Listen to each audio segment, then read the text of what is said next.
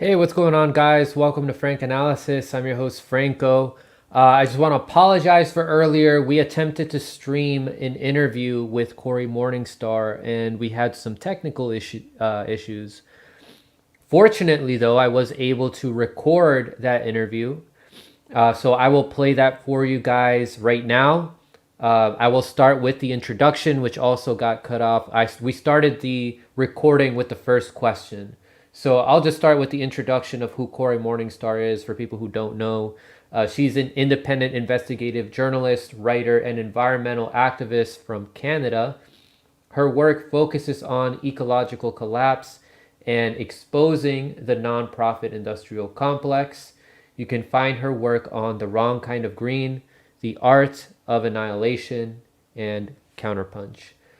So this interview, it is about COP26 and how it is all a ploy for the ruling class to maintain power and grow their control on humanity and the environment by using climate change as an excuse for using more capitalism to solve environmental problems. It's these very same billionaires who claim to care about the environment, despite being the ones that are destroying it, have destroyed it, and are likely to keep destroying it.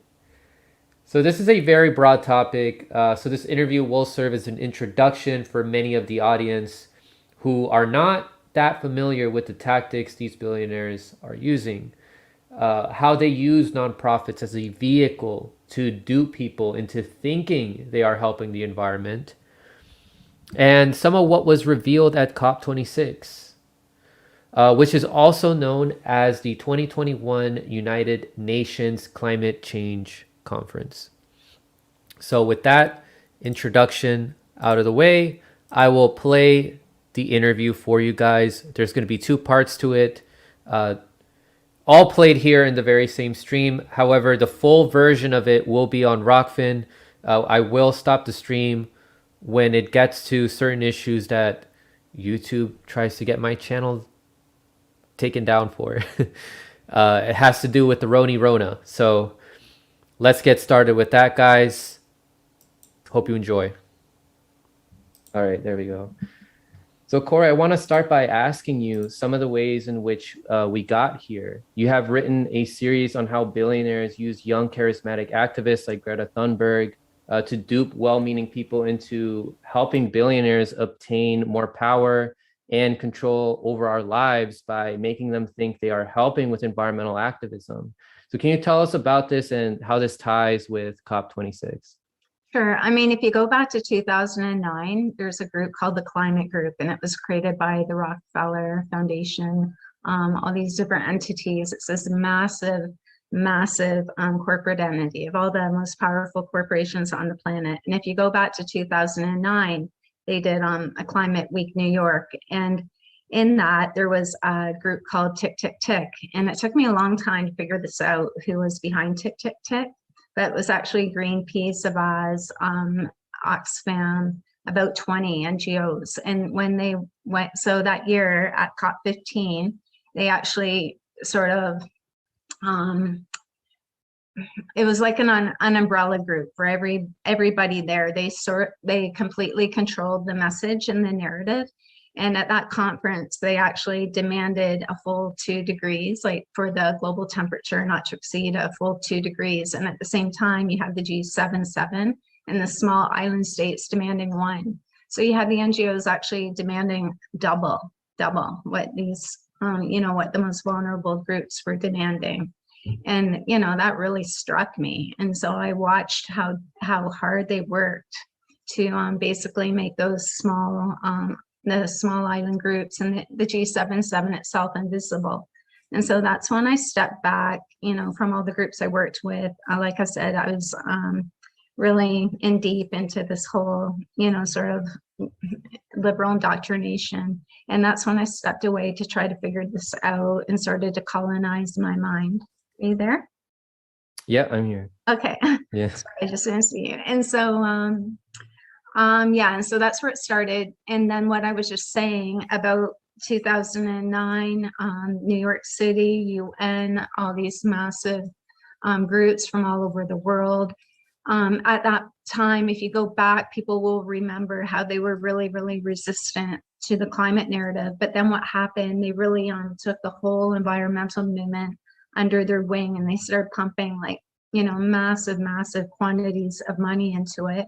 Tick, tick, tick sort of was, and it was created by Havis, the biggest ad agency in the world, for corporations to exploit this whole climate, this whole momentum around what was happening.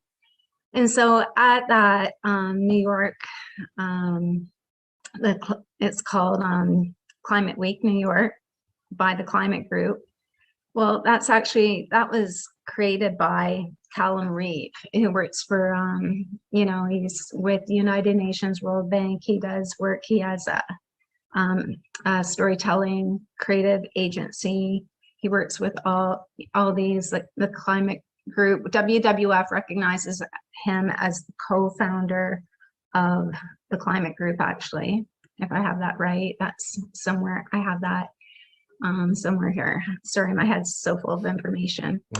Anyway, that if you jump forward, like if you wanted to go right from there to where we are today, like in 2018, that's where Greta came from. She came from the Climate Group. She came from Callum Reeve. She's like an actually marketing. She's a story. That's a marketing campaign. And that was to build this huge momentum around the climate, but not just momentum, to create panic. Like if you remember that expression, in she was discovered August 20th, 2018.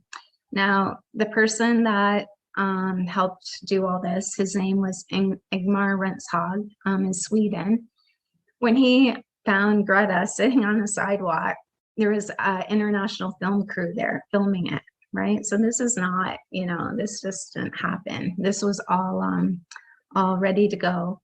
And then the very first tweet about Greta from him, the third person, this took me a long time to find. When I wrote the series, I hadn't found this yet. So I didn't find it until writing the second volume, but the third person to reply to this original tweet was Callum Reeve, right? Again, from We Mean Business, the Climate Group, and all connected in, like I said, to the World Bank and the UN, everybody else. And actually the co-founder of his agency until recently was running climate programs at the World Economic Forum. And so Greta was a complete creation. Now this is called New Power. Okay, so another player in this is, most people maybe not have heard of Avaz, and I've written tons and tons on Avaz, and they're for-profit sister organization is called Purpose. Now this is a behavioral change agency, and now they have offices now, 7 or 8 across the world, and they work on basically, changing behavior conditioning, right, of the population, using really emotive messaging and emotive imaging. One thing that they do, and they've written about three books on it, it's called New Power. And so Jeremy Hyman's, the co-founder of Purpose and Avaz, has written these books with, I forget, there's a co-author who does another New York event. What's it called? The one Giving Tuesday. So that's the co-author. So what this is, New Power, and it's now used, like it's endorsed by Richard Branson, all the billionaires. It's like, the Bible for how to get things done. New Power is about, and you can see it with Black Lives Matter, which has now become a corporate, the anthem of corporate America, Black Lives Matter. And you can see it with the Women's March. You can see it with Greta Thunberg, with the all of a sudden, for instance, as an example, on the Purpose tweets, the agency, they shared an article about the huge, just uptake in carbon offsets. And they said, what effect? The Greta effect, right? That's New Power. So it's basically harnessing energy to get what you want, right? And so for the past 10 years, again, going back to not only just 2009, but even back to late 1990s, that, I mean, this didn't happen overnight. Everything we see today has been a long time in the making, including the monetization of nature, which is now rolling out. Where was I going with that? Basically, you mobilize, in this case, they've targeted children because they're more, you know, a little bit more naive. They're very well intentioned, but they spoke about climate strikes within the UN for a few years before this actually happened. So that was always going to be a thing.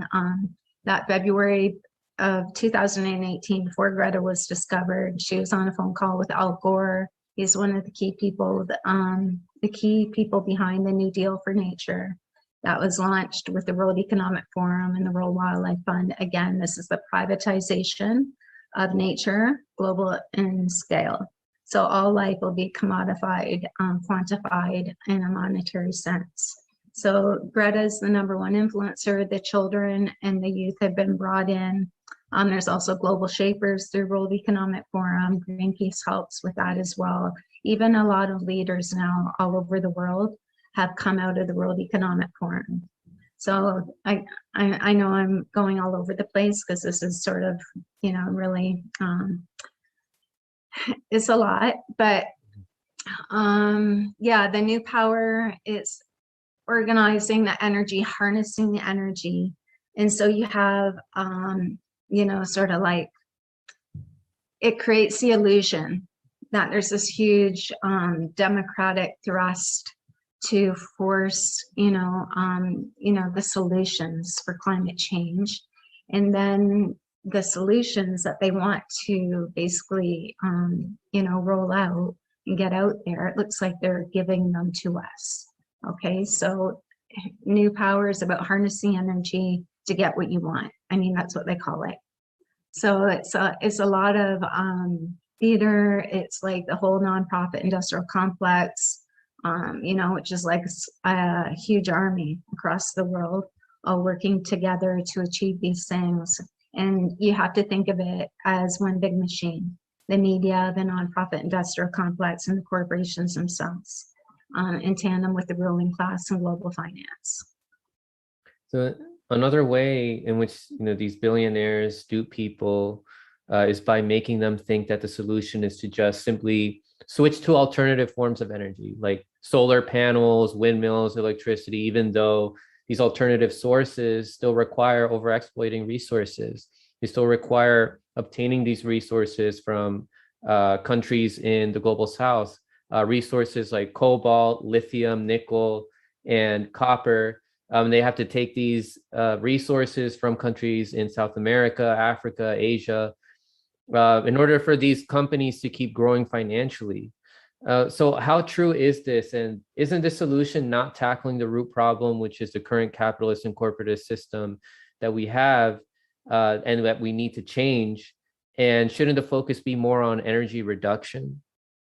Yeah, I mean, the whole thing is like, that's the problem. The environmental movement, because it's controlled by foundation money. Where's the foundation money come from? It comes from corporations. It's funneled through foundations, which they create to avoid taxes, right? So,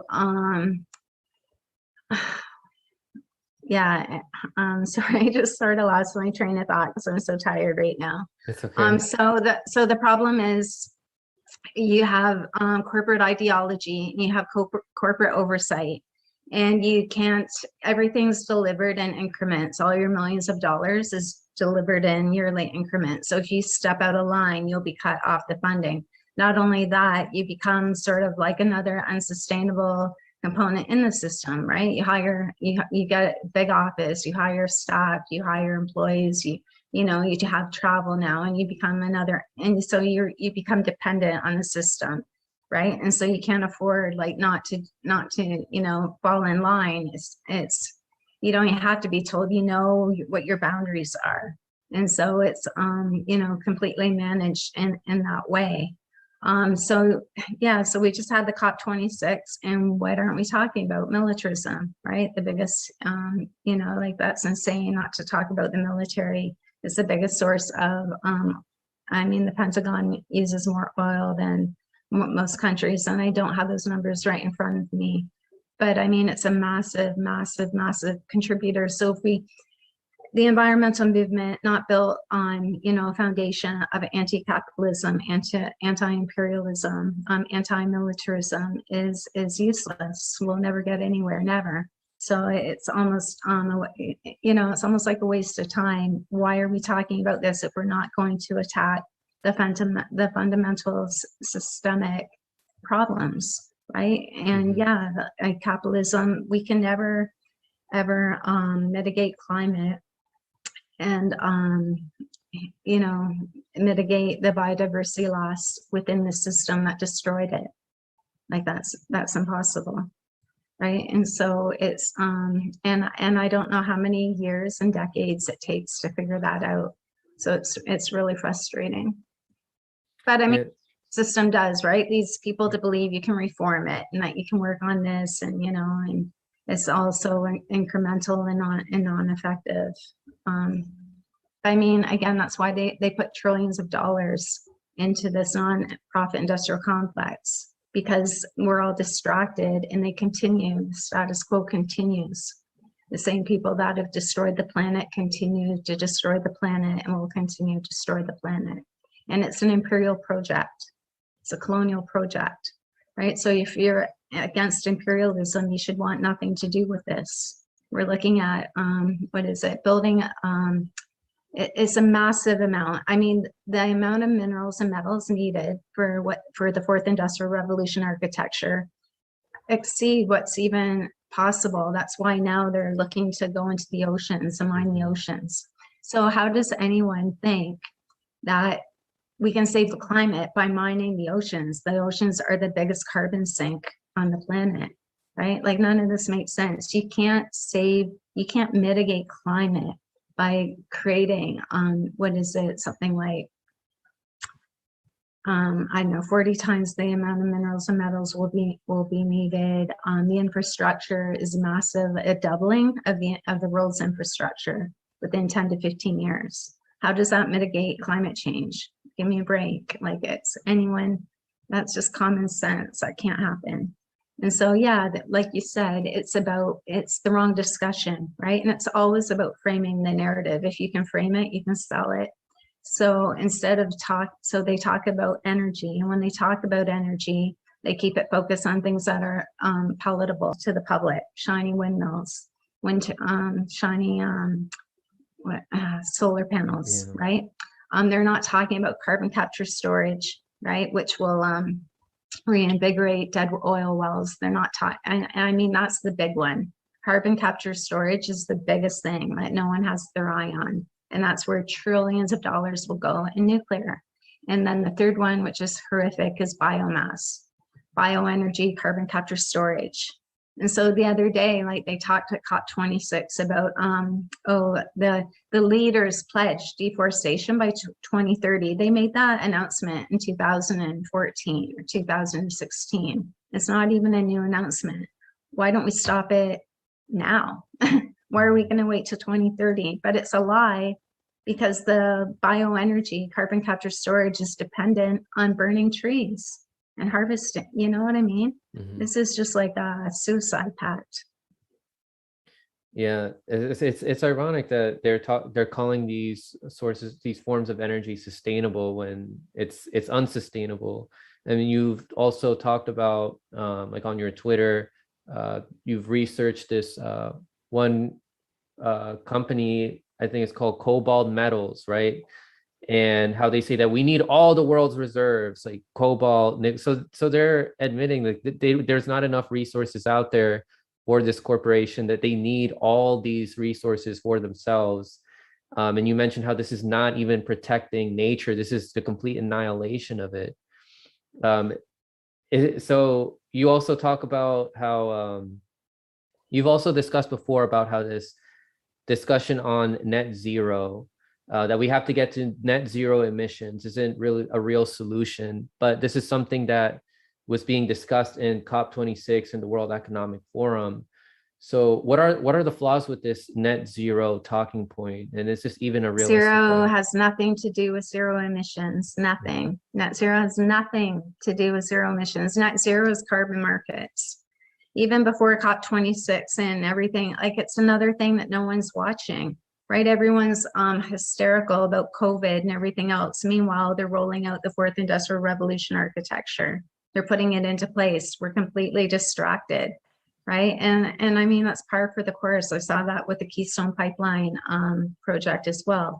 Everyone had their eye on one pipeline that was almost finished. Meanwhile, there's like, tens and tens of thousands of pipelines all over the world. And while everyone focused on one campaign that all the NGOs were on, Warren Buffett built a rail dynasty. He built a 21st century rail dynasty, and all the oil went on rail, right? And him and Bill Gates in Canada and the US bought up all the railway. I mean, it's a great tactic, right? Just distraction. People, like you said, with their eye on the wrong thing.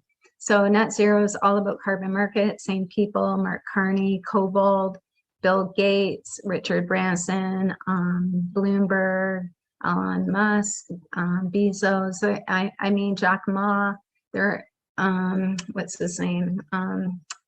Salesforce, Mark Benioff, Zuckerberg. It's all the same people. We have like an actual coup d'etat of the planet by the tech industry, the tech mafia, and all this technology.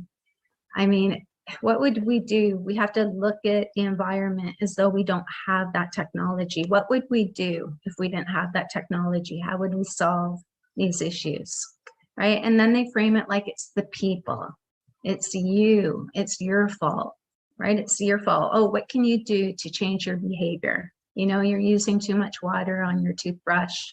You're doing all these bad things. And it's not people per se, though it is like obviously a tiny percentage of people on the planet creating more than half the global emissions. It's the system, and more than that, this is a class war, right? And so you've got all the billionaires and all the people on top, that basically want what's left for themselves, and everybody else is going to be like we see today, being crawled and locked down, and massive austerity measures, and we're going to be controlled with these passports, right? And then you will see, like, once these are in place, there'll be rationing. And I mean, that's where all this is headed, more for them, less for everybody else. It's also about, right now, there's the biggest land grab in the world happening under the guise of, what do they call it? It's 30 by 30 campaign, protected areas. So those are keywords, net zero and protected areas, and they're both bad. They don't mean zero emissions. They mean markets, emerging markets. The SDGs, the Sustainable Development Goals, are all about emerging markets. It's nothing to do with health. They don't care about your health. They don't care about the planet, and they don't care about biodiversity. That's why it's all been wiped out. That's why everything is in this state, because they don't care.